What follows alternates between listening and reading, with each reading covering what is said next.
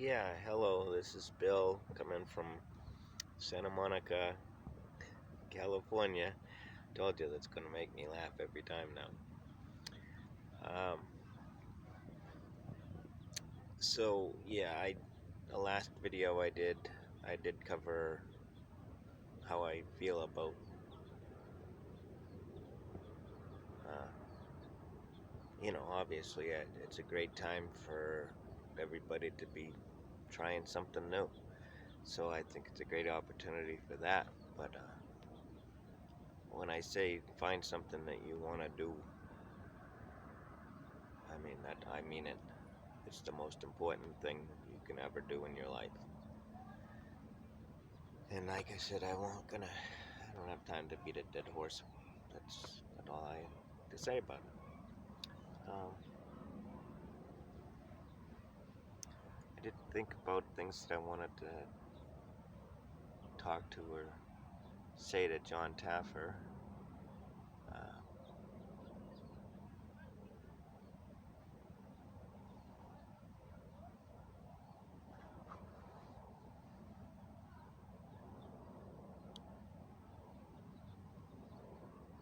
I think uh, I think I said it pretty well the last time. Was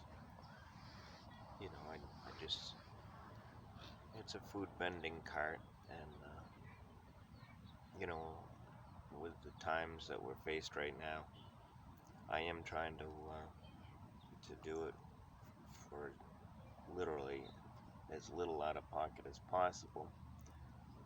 Uh, I'm not saying everybody's broke, but if I can do it for almost nothing, that means everybody can do it.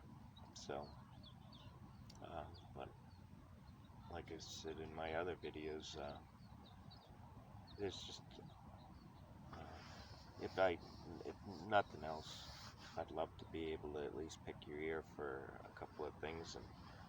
Uh, it's I'm not looking for the publicity of it. I mean, if that somehow manifested so that it it made it happen, that's fine with me as well. But uh, that's not my motivator. Um, so, um,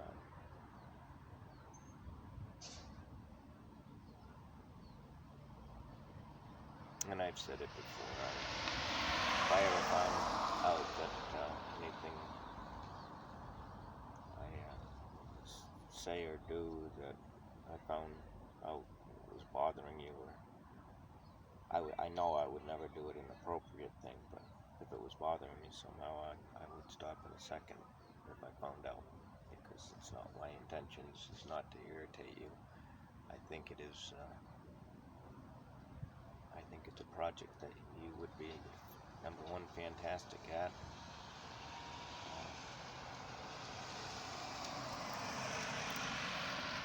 I don't know.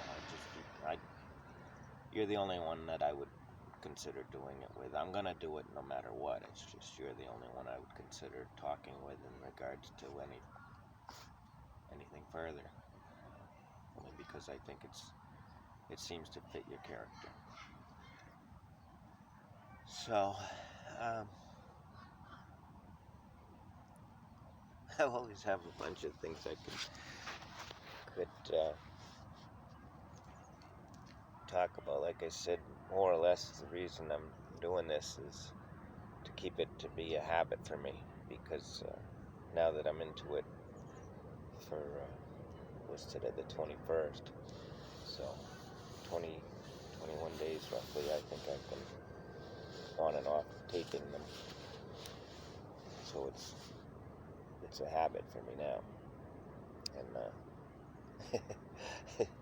I'm sure you'll see what happens when I break a habit, because it can get really, really confusing. I mean, it's trust me, it's better if I keep the habit. it it uh, It will be funny, I guarantee that, because I'll be laughing the whole time. And I think I'm sure if you watch all of these, you'll see I say it somewhere in there. But I mean, they literally had me sit down with a psychiatrist because I'm I'm supposed to go through these 5 phases. I can't remember them in order, but I know denial and uh, I think denial and anger and whatever they are, but I think those two are on the list. Anyway, I didn't go through any of them. I just, I, they, I said, uh, gave me a mirror to look at this thing on my head, you know, and it just looked like this big upside down smiley face with braces to me. And, this, well, it wasn't 42 days that of recovery. Well, yeah, it was a lot more than 42 days of recovery, but 42 days in the hospital after the coma. So 42. They were pretty straightforward, and from the ICU to therapy was, if it. I don't think it was much. If it was a day, that'd be it. But the beginning therapy was easy. Uh, you work with big rubber bands and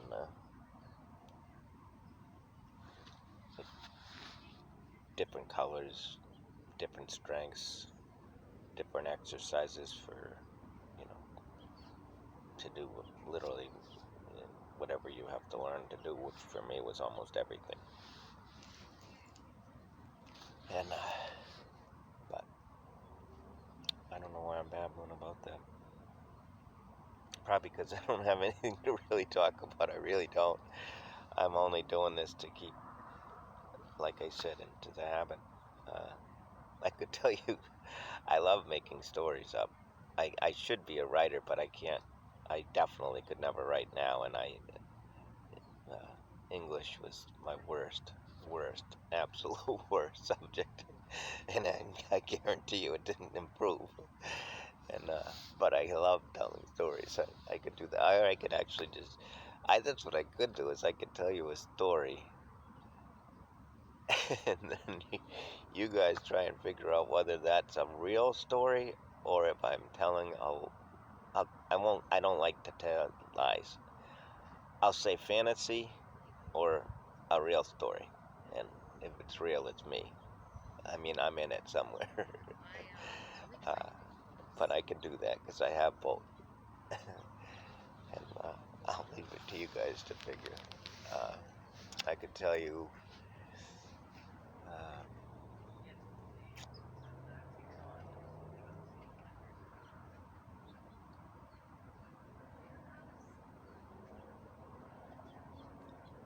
I could tell you about Mutiny at Sea. That was the title in the newspaper, and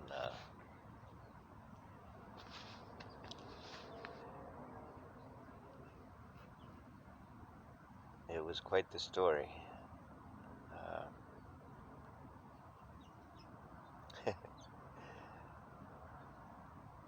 you'd almost think that was the story that got me the scar on the side of my head.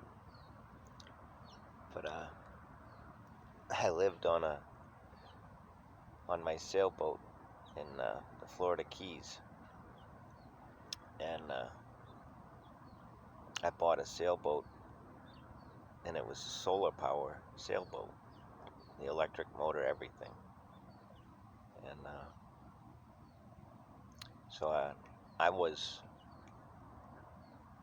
I wanna I wanted to live in St. Thomas at the time, and it's still actually a distinct possibility for me, depending on how my life goes. But anyway, I was fitting my boat for blue water sailing to be able to sail from the Keys to St. Thomas. Anyways, I was on anchor. You can be in the marina, anchor, or buoy. I was on anchor, and I had a small Avon inflatable boat with a little, can't remember, I know it's a Yamaha. It's a 6.5 or I can't remember.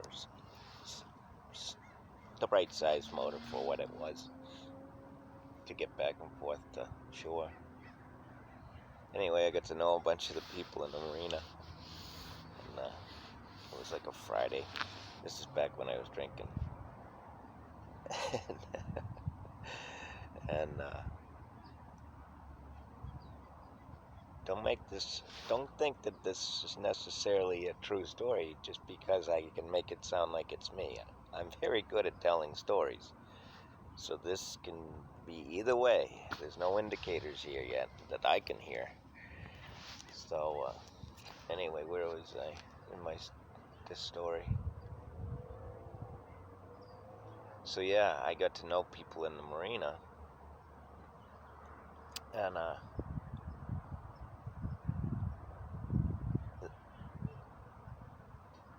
this group that I met, Tyler and Terry, and Tyler is a he, Terry's a she, and they live on a sailboat. When I first met them, they lived on the dock, but the harbor master for Marathon City he's a dickhead, and anyway,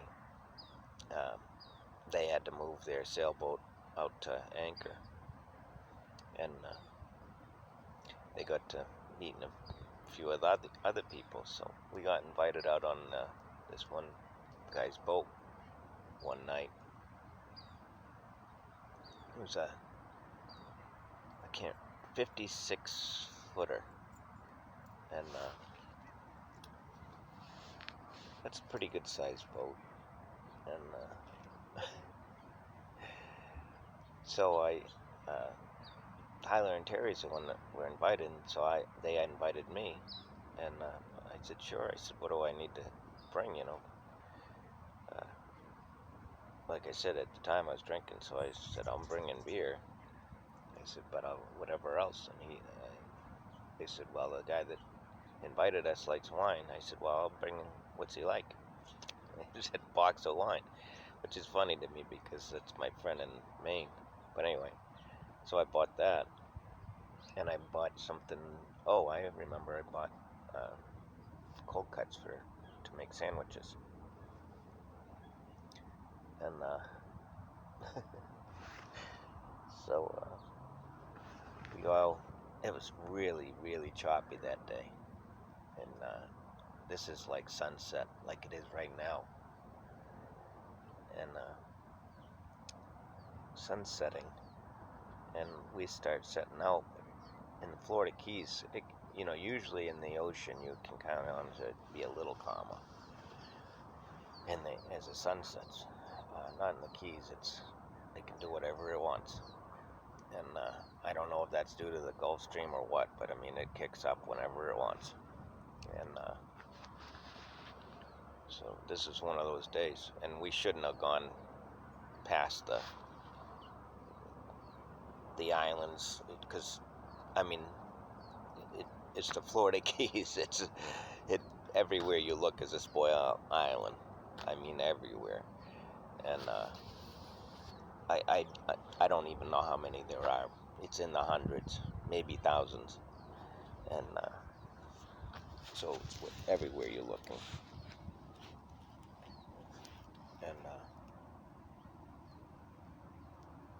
So we start heading. We told him that, this is too rough to head back, so we start to head back. Of course, by now he's been drinking the box of wine, and so hasn't everybody else. I mean, it's a booze cruise. No other way to put it. And so somewhere in the middle of all of this, and I mean, the ride is getting really rough. Terry, you don't take away a drunk's anything. You definitely don't take away the captain's wine. And that's where all hell broke loose. Oh, I forgot to tell you this part. Earlier like I said, by that time we were coming up at probably 11 o'clock at night. But we had started, like I said, in the Keys is probably 6:30, 7. The sun was starting to come down. So, we had a few hours out, and I don't know how the topic of conversation came up, but it was about firearms. And I'm an avid firearm owner and shooter, and so he wanted to show me his guns, and I knew he was no firearm owner right off the bat because he handed me his rifle, and it had the safety off, a cartridge in it, chambered, and the bullet that was in the chamber was dented. So, and I'm very comfortable around guns, so I didn't say anything. I just took the gun, cleared the chamber, set the safety, do what you're supposed to do, and then I looked at the gun over. But I didn't rechamber it because you're just not supposed to. And I threw the dented one overboard, and he didn't see all of that. So now when Terry takes away his glass of wine, he grabs that firearm and puts it right to her throat right here and pulls the trigger. And in his mind, it has a chamber. It's chambered. I'm the one that cleared it, so I know it's not. While he's doing all of this, I tackle him. I'm working just to bring him to the ground. Tyler, he's catching on. It was all happening so quick. So he's seeing what's going on. He's getting the gun away from him while I'm trying to keep him down to the ground. Finally, Tyler's got the gun and it's holding her on him. He says, it's enough. He says, and so Terry's on the radio trying to get, we don't know where we're at. She's on the radio trying to get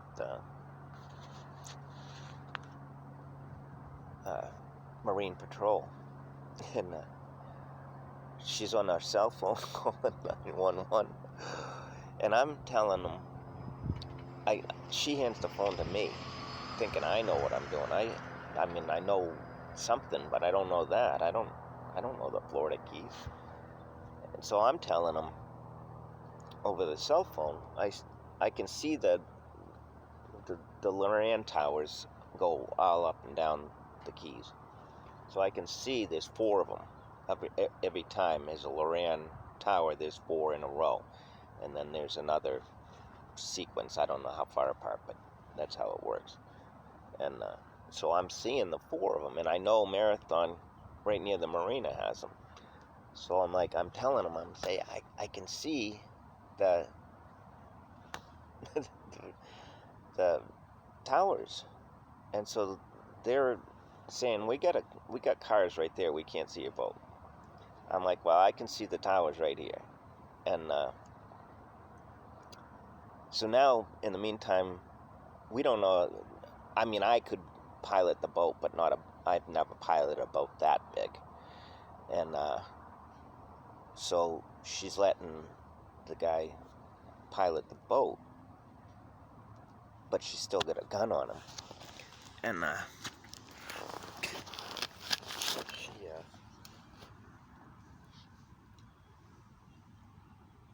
so again, he's still drunk, but he's doing better than we were doing without him. So now, somewhere along the way, they're all along the all through the Keys. There's pilings driven into the sand. Is really all it is, coral and sand, and they're like mile markers and depth controls. There's all sorts of different markers.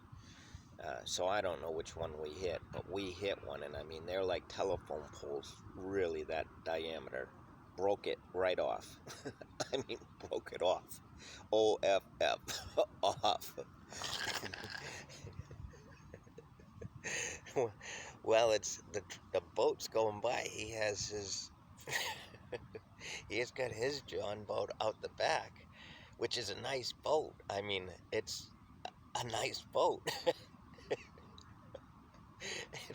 It gets sheared off through. I mean, it gets split right down the middle of this boat going through the piling. So that thing goes to the bottom, and he, the whole thing, we end up, the police are still looking for us, and as he's doing this whole thing, I can't do this.